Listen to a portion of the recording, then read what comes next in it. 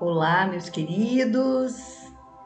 E aí vamos nós para mais uma live. Na verdade, eu costumo chamar de aula live, né? Porque eu falo algumas coisas, depois eu faço um exercício, dou alguns conteúdos teóricos também. Ó, as pessoas já começaram a entrar. Sejam bem-vindos, bem-vindas a esse novo trabalho que vamos desenvolver hoje. E aqui em Floripa tá um dia chuvoso, mas tá um dia lindo, bonito, agradável, né? Porque é tão bonito a gente se conectar com o sol, com o brilho do sol, mas também é gostoso quando chega uma chuvinha, um dia mais cinza, faz a gente refletir melhor, a gente fica mais reservado, mais interno, né? Focado mais naquilo que faz a gente refletir, a gente fica mais intra, é o nome. Então, quem for chegando, já vai dando aí coraçõezinhos para que o Insta possa também convidar aí mais pessoas, né? Eu já estou entendendo esses negócios, gente. Angélica, querida, gratidão por estar aí. A Neuza, a Luana, vão convidando outras pessoas, porque a nossa aula hoje, ela está bem interessante. Ela está, no mínimo, uma aula reflexiva, né? Vai produzir na gente algumas reflexões, né? E quando nós deixamos essas reflexões nos tocar de alguma maneira, a gente começa então a desenvolver uma outra consciência. Então eu já falei no encontro passado, quem está aí no Facebook, quem está aí no YouTube, bem-vindos. Eu falei na aula passada sobre esse novo modelo que vai se colocando a serviço do nosso desenvolvimento, que tem a ver com o novo padrão, a nova programação em relação à nossa própria sexualidade, não é? Nós já entendemos que a sexualidade serve à nossa existência, nós já entendemos que no contrato de casamento existe esse aspecto que é importante, tão importante quanto o amor, tão importante quanto a visão de mundo. Mas hoje eu quero dar um passo além, nesse novo modelo, nesses novos contratos. Acho que eu vou ter que abaixar um pouquinho aqui, que está ficando meio alto, né? Nesses novos contratos que a gente vai fazendo. Ó, o Sérgio chegou, a Regiane, e vocês vão participando, né? É tão bom essa interação, esse dar e receber fica em equilíbrio. E a gente pode até começar a pensar o quanto a gente oferta, né? Às vezes um coraçãozinho, às vezes um joinha. Por que a gente resiste tanto nisso, né? Então já começa assim coisas simples, mas que são importantes. Então eu quero começar hoje com a máxima socrática, né? Um aforismo socrático, que é conheça a ti mesmo, que quando foi traduzido para nós ficou conheça-te a ti mesmo. Forte isso, né, gente? A Débora chegando, Sérgio, boa tarde. Conheça-te a ti mesmo. Eu diria que nós poderíamos acrescentar também ama-te a ti mesmo, não é? E o aforismo, gente, é um texto curto, sucinto, mas que promove algo dentro de nós, porque tem um aspecto filosófico. E esses aspectos filosóficos, eles servem à nossa consciência ampliada. Débora, beijo na alma. Então, conheça-te a ti mesmo, o quanto eu me conheço, o quanto eu me amo, quanto eu estou disponível, não é? A evoluir no sentido de não é apenas não criar expectativas, mas é respeitar aquilo que é possível e que não é possível, no sentido mais prático, na vivência mais prática. Não precisa ser algo, nossa, grandioso, mas é o sentido mais prático. E às vezes eu vejo que quando dois seres humanos se unem, O grande enrosco é que eles nem se conhecem e nem se amam o suficiente para estarem num relacionamento. E aí, como é que fica essa brincadeira? Eu não me conheço e eu passo a exigir que o outro me conheça, né? Que o outro me ame. Então, ama-te a ti mesmo, conheça-te a ti mesmo. São coisas, são aforismos que a gente já sabe, né? Mas se a gente sabe, é porque nós não sentimos o efeito dessas palavras. E nós precisamos aprender a sentir as palavras, a sentir a grandeza das palavras, inclusive as palavras que nós proferimos, que viram profecias, não é? Então, olha só, e aí quando eu encontro com o outro, quando eu estou no encontro com o outro, e a vida é um grande encontro, nós chegamos no mundo através de um encontro íntimo, de um encontro divino, sagrado. Nós chegamos, nós viemos ao planeta através desse encontro. E a morte também é um encontro. Saímos dela num encontro mais profundo com a nossa essência. E a vida vai nos dando oportunidades. Oi, Cida, boa tarde. A vida, ela vai nos dando oportunidades, né? Mas a gente olha para as oportunidades como crises, como dificuldades. E uma das grandes oportunidades que a vida nos dá é a capacidade de estarmos inteiros na nossa autenticidade quando nós estamos com o outro, quando eu estou inteiro com aquilo que me move no mundo, não é? Não é com aquilo que move o outro. E nós queremos o tempo todo ocupar esse lugar. Eu amo a minha capacidade de satisfazer o outro. O que amo em mim é o desejo profundo de satisfazer o outro. E isso tem tudo para não ser legal. Isso tem tudo para não dar certo. Então eu preciso amar o outro. E amar o outro é amar o outro como ele é. É amar o outro de fato como ele é. E o outro, ele pode e ele é alguém diferente de mim. E tá tudo certo ele ser diferente de mim, não é? Então, e aí eu peguei aqui o conceito da janela de Johar, né?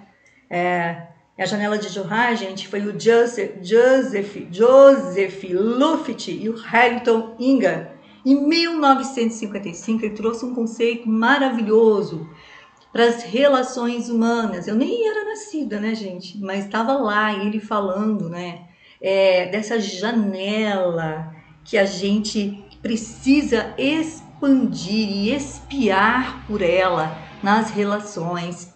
Então ele coloca alguns quadrantes nessa janela, é uma janela mesmo. E um dos quadrantes que ele diz nas relações é a zona cega. Então a gente vai com essas zonas cegas para os relacionamentos. Eu, Claudiane, com o meu parceiro, não é? Nós temos aí encontros em áreas muito cegas, em quadrantes muito cegos, em perspectivas muito cegas, porque essa parte, essa zona cega, é aquela zona que eu não vejo, mas todo mundo vê. Eu não vejo, mas o outro vê. São as minhas zonas cegas. E numa relação afetiva, como é que fica isso? Não é? E o que é de fato aquilo que eu estou vendo? Não é? E eu estou vendo de que lugar, quem dentro de mim observa, quem dentro de mim vê. Porque nós já entendemos, né? Agora unindo aí um princípio da janela de Johar com a constelação sistêmica, com o trabalho sistêmico, nós já entendemos que nós olhamos muito e trazemos muito a cegueira do nosso sistema. Eu não vejo, mas todo mundo vê, não é? E aí os nossos vícios, os nossos comportamentos, os nossos vícios de linguagem, não é? Fica explícito para todo mundo, mas nós não enxergamos, porque isso já faz parte. E quando eu olho para essa zona cega da janela de Johar, eu fico imaginando um sistema todo, um sistema familiar todo reproduzindo, aí vivendo nesse quadrante, na zona cega. O que é feito, não é? Que cegueira é repassada? E quantas vezes na vitimosidade eu não me autorizo, eu não me permito que o outro me mostre que talvez aquela atitude não esteja tão legal. Então essa é uma zona que eu tenho, que meu parceiro tem, que as pessoas têm, que todo mundo tem. E que para isso, às vezes, nós vamos para terapia. Não é? Conheça-te a ti mesmo, conheça a ti mesmo. Por isso que muitas vezes nós precisamos de processos terapêuticos, que deveriam ser chamados de processos de autodesenvolvimento, porque ninguém quer ser louco e todo mundo botou na cabeça que fazer terapia é coisa de maluco. Então, nós estamos na era de Aquário, na época da comunicação, na época de novos modelos de contratos afetivos. Que velho é esse que grita em nós para que a gente fique tão acomodado nos mesmos sofrimentos, nas mesmas reclamações, nos mesmos comportamentos, não é? Mas também, na janela de Johar, nós temos aí zonas abertas, né? Aquela zona que todo mundo sabe, inclusive nós. Eu sei, são os meus potenciais, a minha força, o meu talento, o meu jeito de se expressar. E isso é muito legal quando eu assumo, né, na minha zona aberta aquilo que eu sou. Então, por exemplo, talvez eu não seja a melhor cozinheira, né, mas talvez eu seja uma excelente professora ou terapeuta. Que bom, então é com essa força, com esse talento que eu vou para o mundo. Talvez o meu companheiro seja um excelente gestor. Talvez ele seja um excelente administrador. E por que eu quero que ele seja um terapeuta? Não é? Se essa é a zona aberta dele, é algo que ele sabe que ele tem e que eu sei que ele é bom. Então, por que nós precisamos estar no desafio de transformar o outro, né? E nesse novo modelo de casamento, nós olhamos para a experiência da autenticidade, onde eu posso florescer naquilo que eu já sou e o outro pode florescer naquilo que ele já é. Então, se ele é um bom cozinheiro, por que eu quero? Não é? Eu estou lá trabalhando numa atividade administrativa, por que eu quero que ele seja um bom administrador? Se essa é a força dele. Teve uma época na minha vida que eu não me via uma pessoa amorosa. Eu não me via. Eu achava que eu era muito séria, muito forte, eu falava muito forte, né? E aí eu comecei a questionar em mim esse princípio do que é ser amoroso. O que é ser amoroso? Não é? Então tem várias maneiras de se demonstrar amor, afeto. Então, por exemplo, tem pessoas que estão lá nos seus próprios mecanismos, né? Ainda conservando um traço de caráter que se chama oralidade. E essas pessoas, elas têm necessidade de ficar mais mostrando o amor com as mãos, com as palavras, né? Elas são mais afetuosas, elas se envolvem mais com gesto, com carinho, com toque. Outras pessoas, elas já passaram essa fase e todos nós temos o oral dentro de nós temos todas as fases. Mas tem pessoas que demonstram a afetividade, a capacidade de se relacionarem, não é? Através da disponibilidade. São pessoas que não conseguem dizer um eu te amo com tanta facilidade, ou ficar lá fazendo toque, carinho, falando o tempo todo, ó meu amor, ó minha vida, a razão da minha vida, da minha existência, nem para marido, nem para amigo, nem para filho, mas amam através da disponibilidade. Da disponibilidade de dizer assim, eu estou aqui, da disponibilidade de crescer junto com o outro, da disponibilidade de enfrentar situações adversas, porque, gente, todo mundo passa.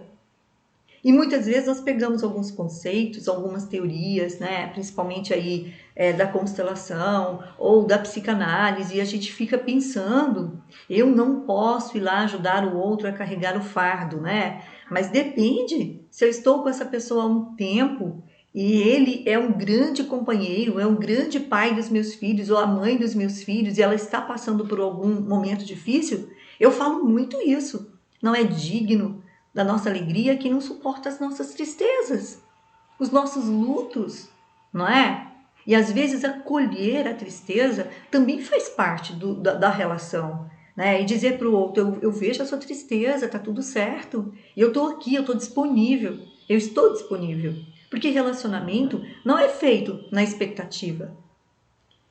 Relacionamento, ele é construído naquilo que surge, que brota juntos, não é? Quando os dois estão olhando para a mesma direção. E olhar para a mesma direção não é estar um colado no outro. Aliás, se eu estou colada demais aqui no outro, se eu estou colada no meu filho, se eu estou colada no meu companheiro, se eu estou colada na minha mãe, na verdade eu nem consigo, né? Olhar para a mesma direção, porque eu estou ali, querendo que o outro me veja o tempo inteiro. Não é? E aí como é que olha para a mesma direção? Não é possível. Então, nesse novo modelo de casamento, seja um casamento, uma união que você vai fazer, numa parceria, numa sociedade, no relacionamento afetivo, olhar para aquilo que a pessoa tem e deixar que isso floresça. Ela já tem, o mundo já vê assim. Então, trazendo para minha experiência pessoal, eu sofria muito, porque eu achava que eu não era, eu não tinha aquele jeito de falar calminho, né? E olha, toda a força que eu precisei ter para vir para a vida dependeu disso que as pessoas já viam em mim. Essa pessoa forte, essa pessoa resoluta, essa pessoa decidida, essa pessoa que... Então, opa, isso foi forte em mim. Isso virou um talento em mim, isso virou uma força em mim, não é? E talvez nessa consciência que eu estou vivendo agora, nesse momento em que eu estou transitando pelo planeta Terra, como a Claudiane, né? Que tem lá um legado da alma, talvez isso seja exatamente o que eu preciso reforçar em mim. Essa capacidade que todo mundo já vê. E por que eu quero transformá-la? Isso não é necessário, não é? E nem é necessário transformar o outro. O quadrante de baixo, na janela de Johari, tem o eu desconhecido, né? É o inconsciente que a gente fala tanto. Então, é aquilo que eu não sei e aquilo que ninguém sabe, né? E ali estão as nossas forças e as nossas fragilidades absolutas. Ali estão os nossos recalques primários.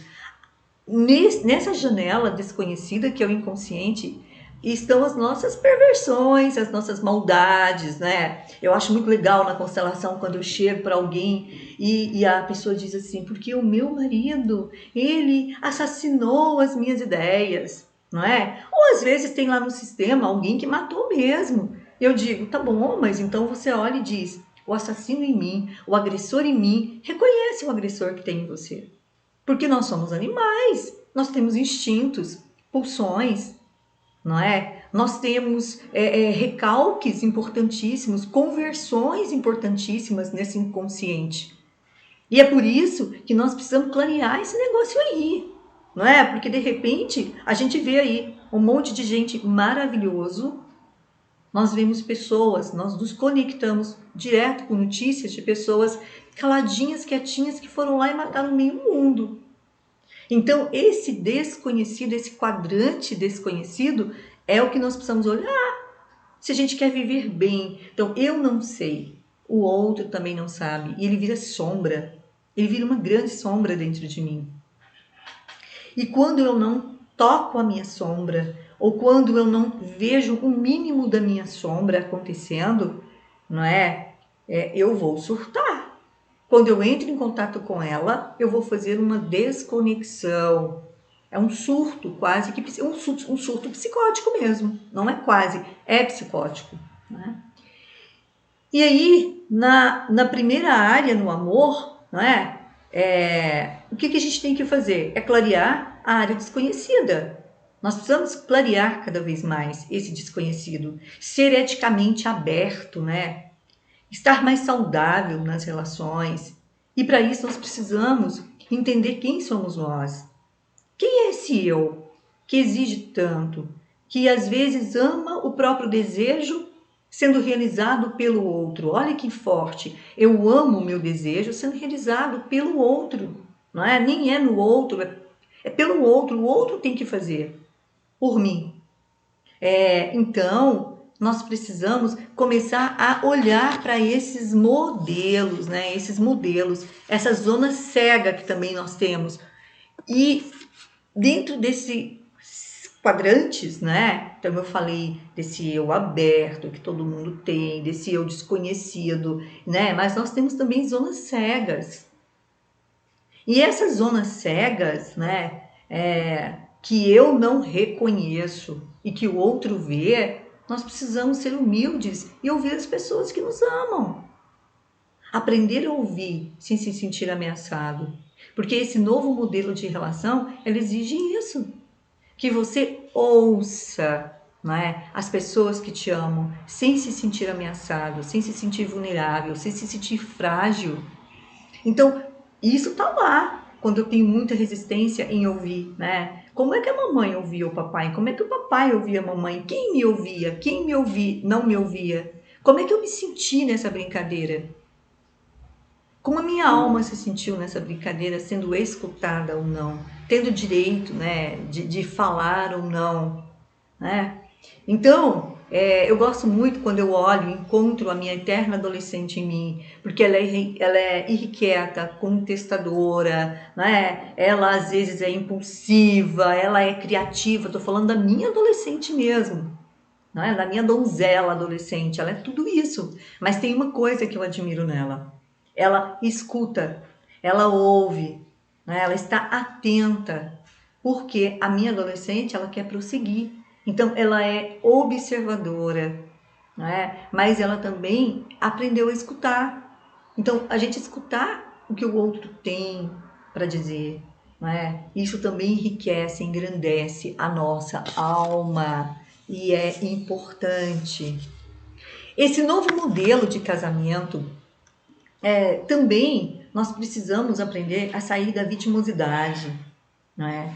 Deixar de ser vítimas. Essa semana eu atendi uma cliente e essa cliente falou uma coisa para mim muito interessante. Ela me contando uma história, né, de uma pessoa que ela conheceu e tal, e que ela foi para um jantar com ele, e chegou lá, ela pediu um vinho e ele disse: não, eu não quero tomar vinho, não vamos tomar vinho, eu estou querendo tomar a minha cerveja.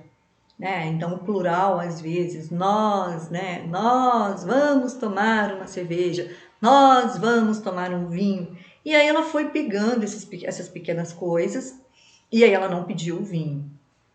E aí, quando chegou na hora do jantar, ela foi pedir um prato, ele disse: não, vamos pedir um prato e vamos dividir o prato, né? E aquilo foi somando dentro dela, e ela acabou comendo algo que ela não queria, né? E aí, claro que quando isso foi acumulando, se tornando uma postura acumulativa, né, ela entrou no papel da vítima. E eu tenho muito medo das vítimas, porque as vítimas conseguem ser pior do que os agressores. As vítimas conseguem ser muito pior do que os agressores em determinados momentos.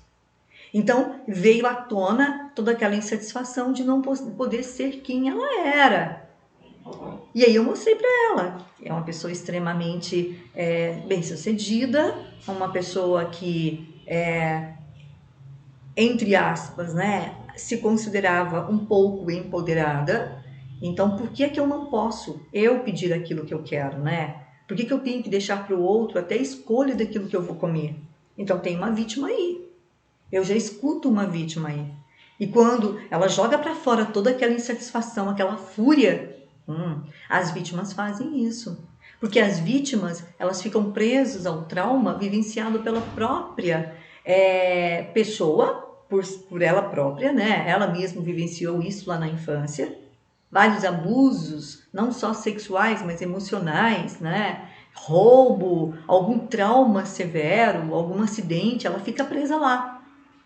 Ou então a vítima também está conectada, né, com algo que foi vivido pelo sistema como um todo.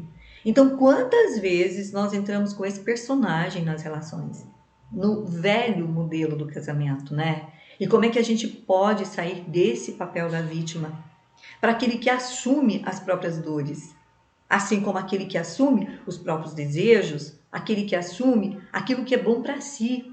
Porque aquilo que pede a minha alma pode ser e deve ser totalmente diferente daquilo que pede a alma do meu companheiro.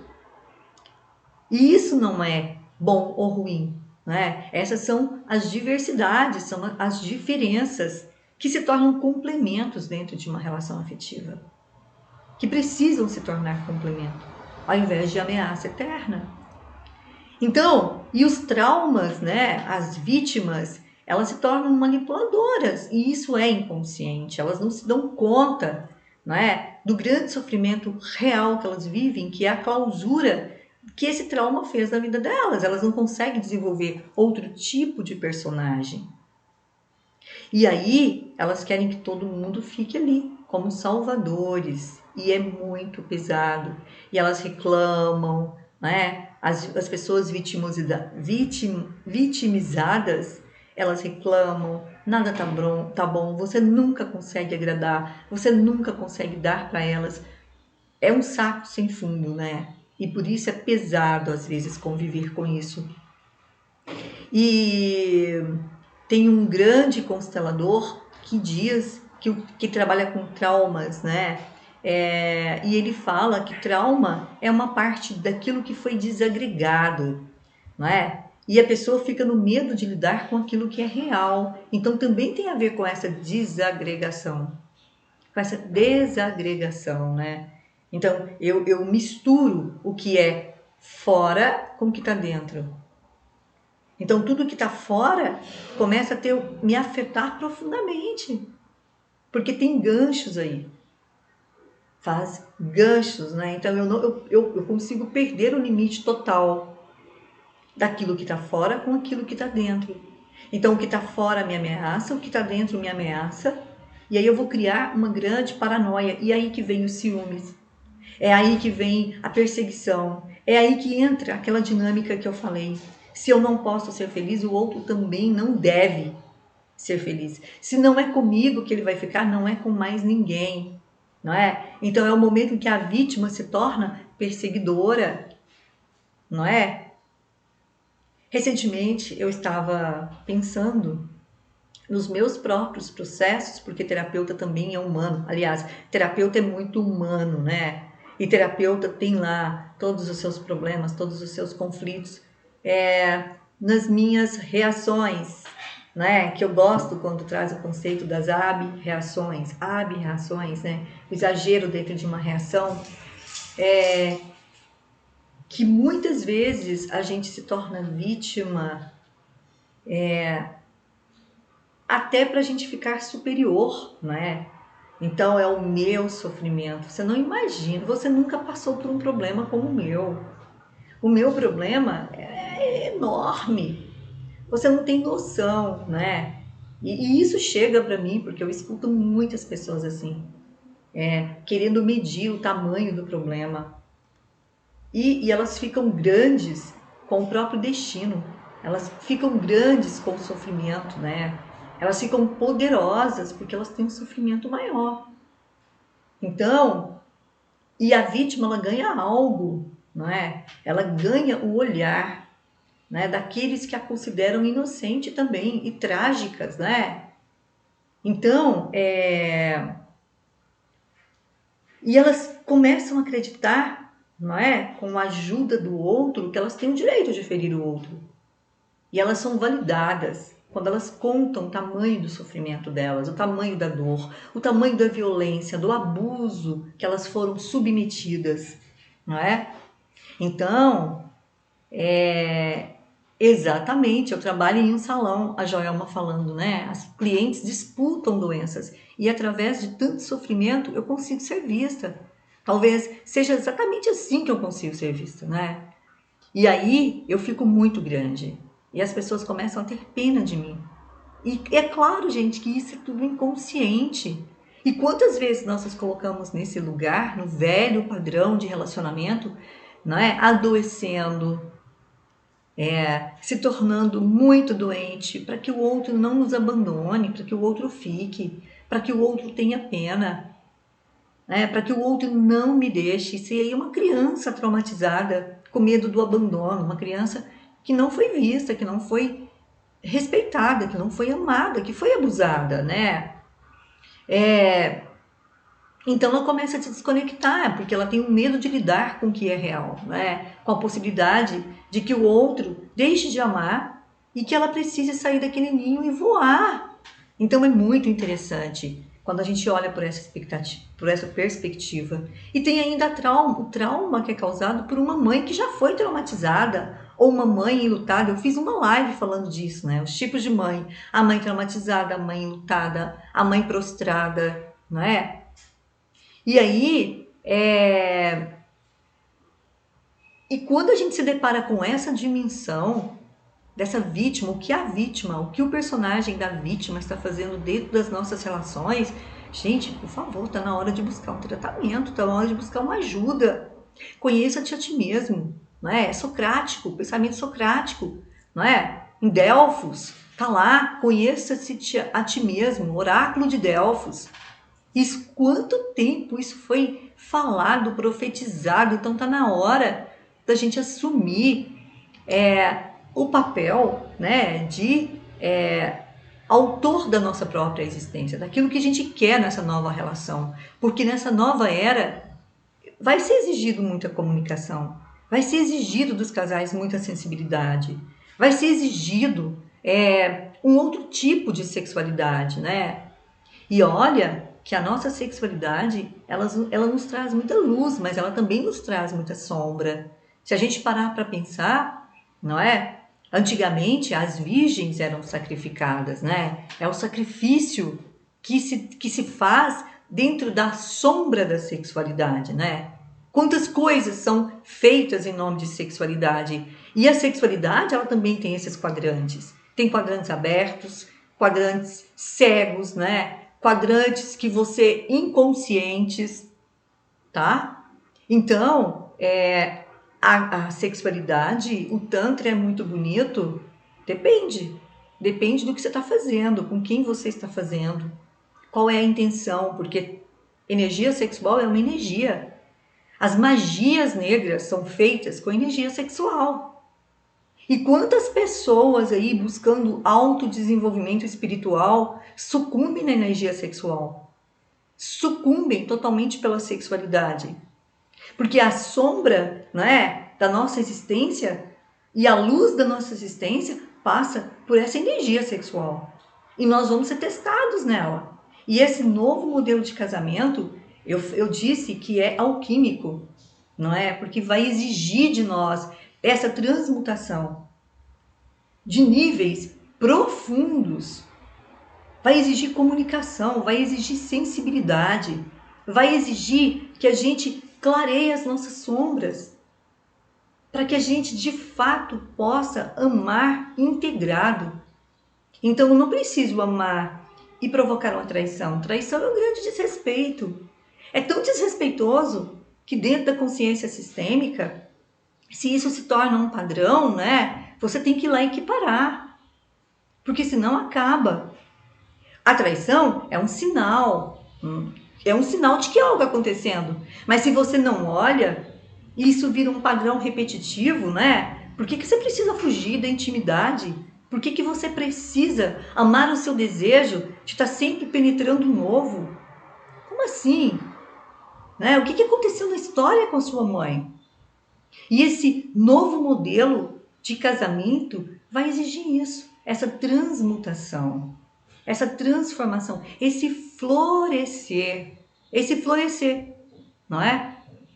E aí eu preciso estar ancorado numa força, numa consciência mais elevada. Por isso é alquímico, porque é aquilo que vai acontecendo no encontro, é aquilo que vai acontecendo nesse lar que eu estou propondo, nesse modelo que precisa satisfazer o outro. Nesse modelo onde há por si só uma equivalência, que o Hellinger propôs aí há 30 anos atrás, quando ele trouxe esse conceito da equivalência. Um casal é equivalente. Eles têm o mesmo tamanho. Equivalência, olhar para a valência, né? Tá no mesmo nível, eu gosto disso.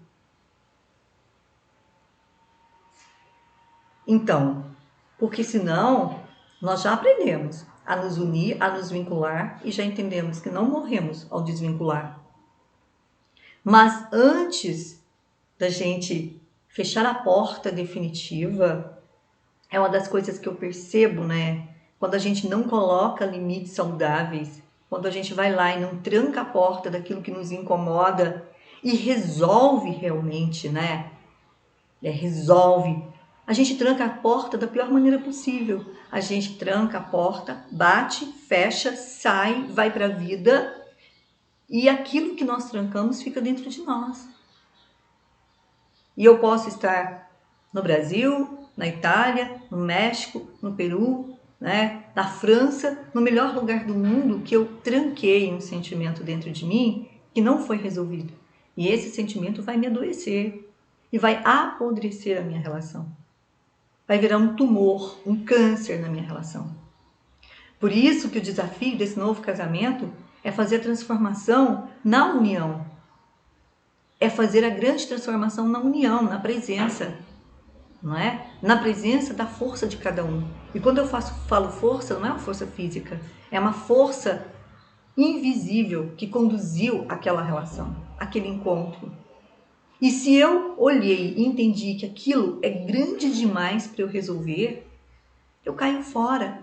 Mas eu caio fora não trancando tudo, não é?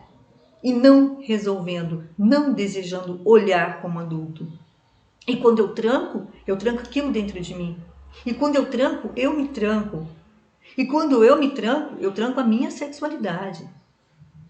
E aí todo mundo que chega é uma ameaça, principalmente para as mulheres, para os homens também. Mas as mulheres, elas estão mais ligadas à nutrição, porque elas são o próprio arquétipo da nutrição. Então, chega um momento que você diz, eu não tenho mais gozo com os homens, eu não tenho mais gozo na vida.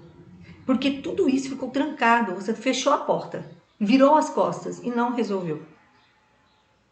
E aí, a grande cilada é que quando você fecha a porta e não resolve, aquilo ficou dentro de você. Porque é uma ressonância, é uma vibração, é uma frequência. E você vai achando que deixou para trás aquele negócio trancado a 7 chaves. E quando você olha, você está na mesma vivência. Por isso agora nós precisamos ser alquímicos.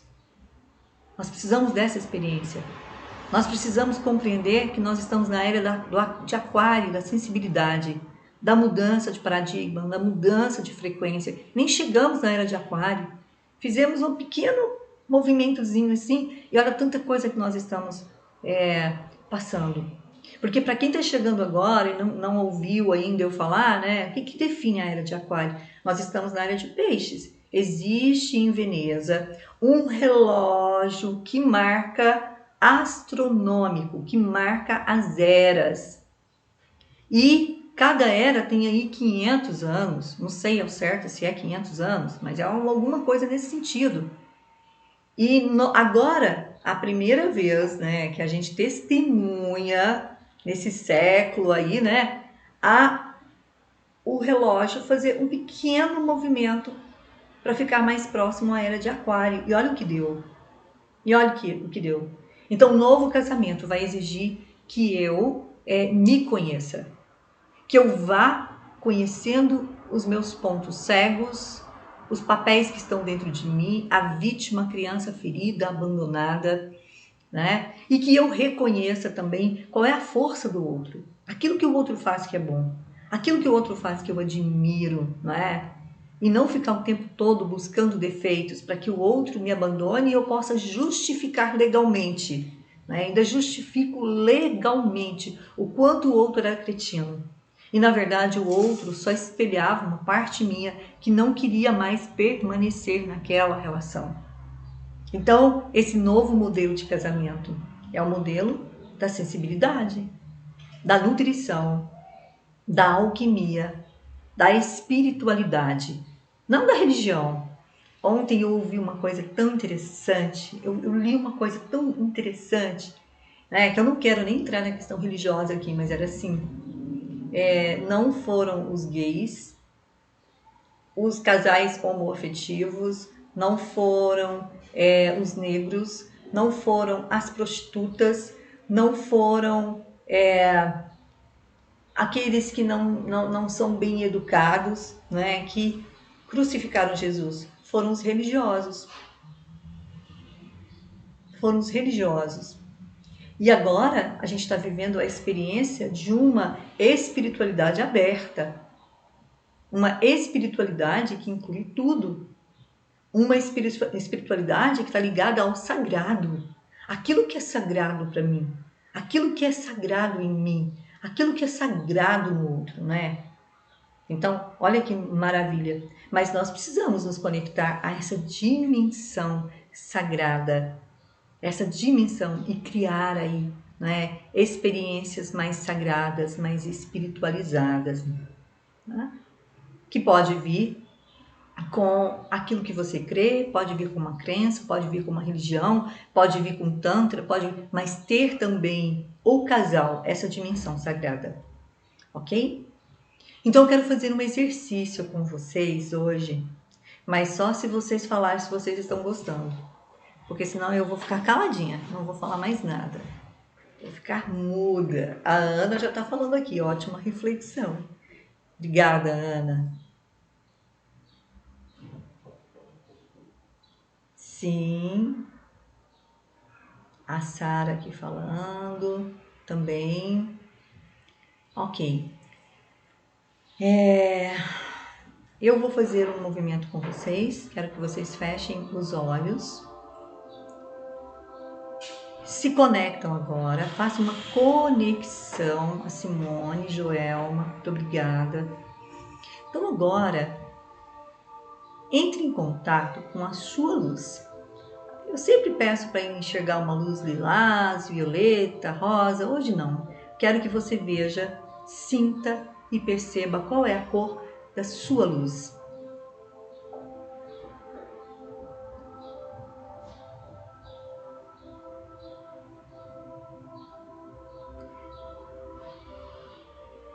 Veja o tamanho dessa luz, a intensidade dessa luz, o brilho dessa luz.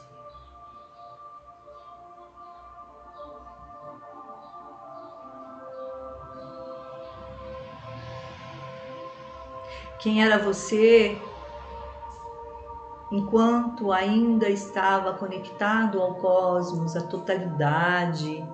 Quem era você antes dessa existência? Quem era você?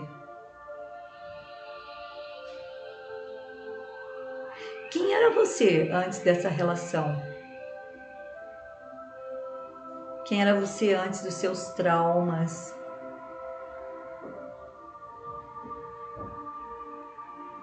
Quem era você antes das suas separações, das suas rupturas, dos seus divórcios? Quem era você? Quem era você? Antes de ser a esposa, antes de ser a mãe, quem era você?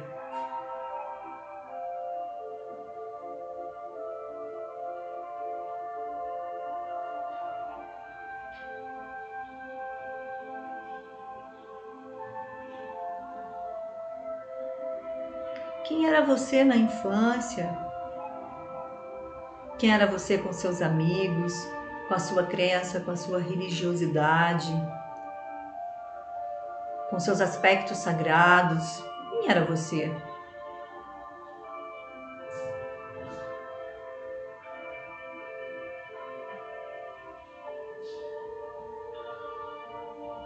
E agora, olha quem é você.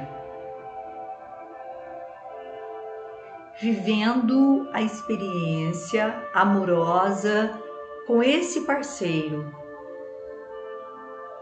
Se você não tem um parceiro ou uma parceira, quem é você que deseja amar o outro? E quem é o outro que você deseja?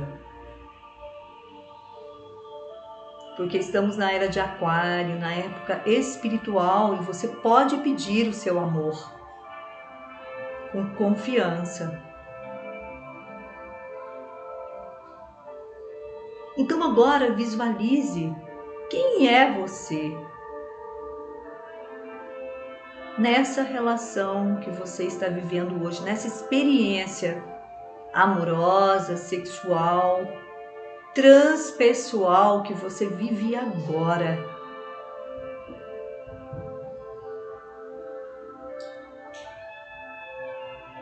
E eu te peço que você olhe nos olhos do parceiro. E se você não tem parceiro, olhe para um ponto que simbolize o amor que você merece ter, em plena era de Aquário.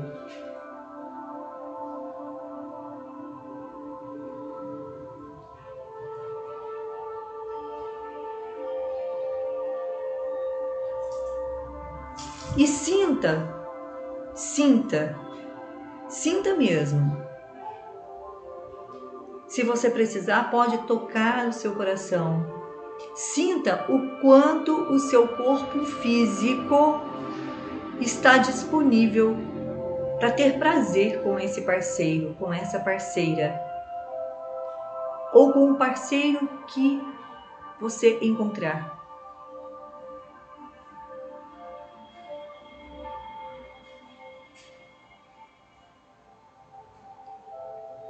Sinta agora como é que a sua alma se sente nessa relação.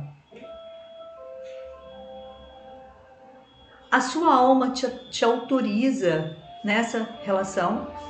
Você está disponível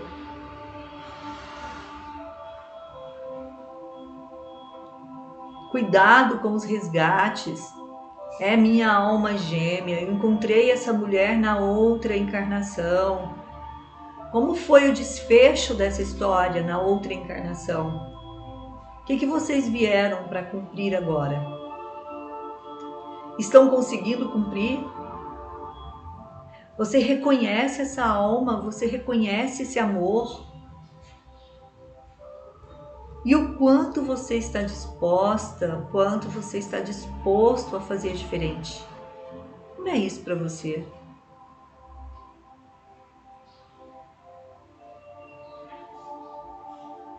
Então agora, olhe para o outro e veja se você consegue sentir também a luz que vem dele, o brilho que vem dele. O brilho que vem, inclusive, através do sistema familiar dele. O quanto você está de fato disponível para tomar esse amor, para tomar essa família, esse sogro, essa sogra, o destino de todos no sistema dele. Você consegue reconhecer essa luz sem precisar mudar nada nesse sistema? Olha nos olhos dele.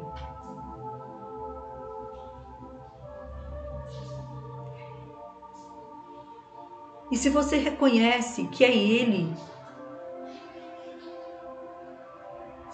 o parceiro alquímico, a parceira alquímica da grande transformação, olha nos olhos e diga sim.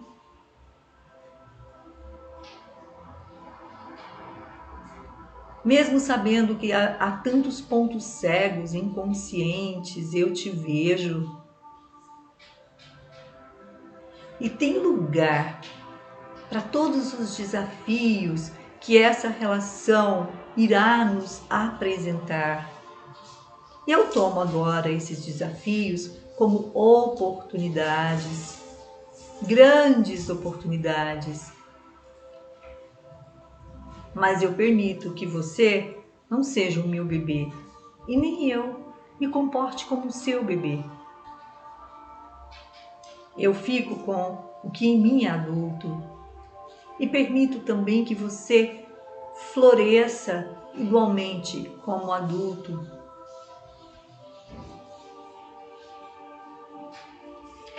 E sinta agora, fortalecendo os cordões entre vocês, através do chakra sexual, E sinta o que você quer que passe nesse cordão de positivo entre vocês. Como é a experiência dessa sexualidade saudável?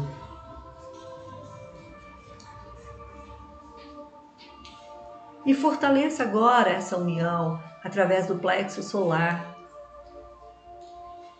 Porque aqui nesse plexo nós perdemos a identidade. Então veja o que você quer colocar nesse cordão. Talvez seja eu sou eu e você é você. E o nós que se instala quando estamos juntos também tem lugar, também é respeitado. Mas eu te vejo como um indivíduo. E eu também sou um indivíduo. Não somos gêmeos siameses. E não somos simbióticos. Eu sou eu. É uma boa informação para esse cordão. E você é você. Entre o eu e o tu, entre tu e o nós, não é? Existe o eu. Eu, tu e nós. E talvez você queira fortalecer um cordão no coração, para que você possa sair dos estágios de amor iniciais, como porneia, o amor do apego, o amor que suga, o amor do bebê, né, que suga no seio da mãe. Talvez você queira transmutar o eros, porque ninguém fica com potência sexual a vida toda. Isso não é verdade. Essa potência, ela se torna uma outra experiência de construir um sistema, uma família, formar os filhos. Que te encaminha, né? Eros te encaminha para filia. E filia é o amor entre amigos. E talvez lá, quando a gente ficar bem velhinhos, nesse novo modelo de casamento, a gente consiga olhar para o outro e perceber que a amizade foi incondicional. Que o eros, o tesão, os belos orgasmos, né? Chega um momento que o gozo é outro. É o gozo na presença da luz que já acendeu, da Kundalini que já acendeu na relação.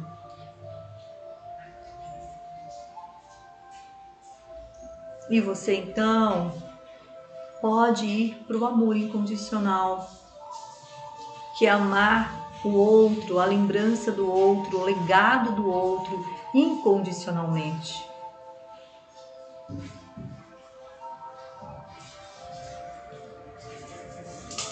E se você ainda não encontrou esse amor, você olha para essa luz e diz para essa luz: eu, alma,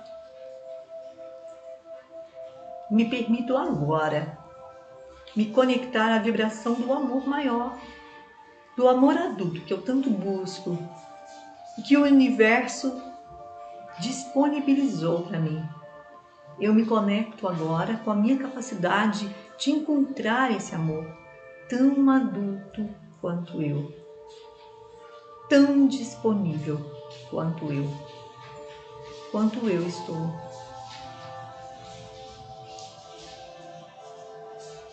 E agora você imagina essa luz se ampliando e banhando você, banhando o seu parceiro ou a sua parceira. E eu falo isso olhando para todos os tipos de relacionamento. Relacionamento héteros afetivos, homoafetivos, isso não importa, gente. Nós já superamos isso ficou lá na era de peixes. Tanta dureza, tanto esforço, tanto preconceito, tanto julgamento. Nós já passamos essa etapa. E é assim que eu quero finalizar. Você sentindo a grandeza da sua luz e da luz do outro. E a luz do outro não mais te ameaça. Ela te acomoda. Ela te deixa grande, forte, sustentado. E você respira e agradece ao Todo-Poderoso, ao Criador de tudo que é, ao observador, com O maiúsculo, né? O observador que tudo vê, observador que tudo vê, por essa experiência de estar na jornada, aprendendo com a sua jornada e com a jornada do outro. E no seu tempo, você pode ir abrindo seus olhos,